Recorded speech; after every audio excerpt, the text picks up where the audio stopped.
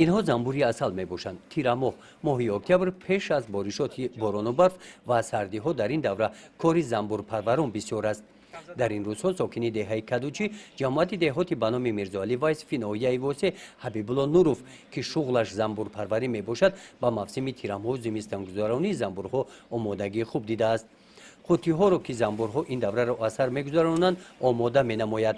حبیب الله میگوید که اگر قوطی ها خوب پیچانیده شده باشند در داخل آن حرارت گرمی در فصل زمستان تا 45 درجه گرمی نگاه داشته می شود. برای حبیب الله همچون زنبور پرور امسال سال خوب آمد. ناز بود. از 3 حاصل گرفتیم امسال. نظر به سال گذشته امسال خوبتر بود. ناز بود امسال. خوری نه ناز بود امسال هم خوب بود. بد نبود. بازی فقط یگانه رو که زنبور خش رو با خروکات تامینش میکنیم. زنبور خش رو گرم نگاه کرده زنبور مقام میکنیم. با تو بهوره. خروکش تیاره. خروکش تیاره. خروکش نازه. خروکش موندگیم. اصلی بالا موندگیم.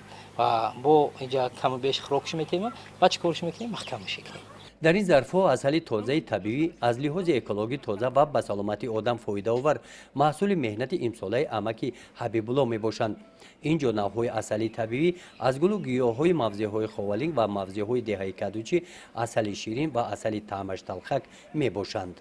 آینده مقصد دارم که این اشکایی که میبینیم همش نو کنم باید که مقصد اشکای نوی خوب اشکای خوب کنیم و زنبور با چیکارش کننده کنه با زنبور زیاد کردنده کنه. زنبوری ما در اصل زنبوری محلیه، زنبوری خدمت، زنبوری پیشینه محلیه و این محلی رو میخوام که ما از آینده با زیادتر کش کنیم. کم پیش مثال 50 اوله داریم آینده میخوام که 80 90 اوله زنبورش کنیم. برای حبیب الله نوروف زنبور پروری این شغل میراث از پدرش مانده است.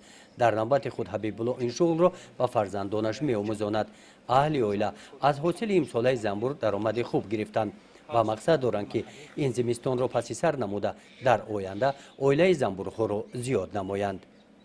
گزارش خوجا نظریف خدای نظر ظهوروف از ناحیه واسه برای برنامه اطلاعاتی نوید.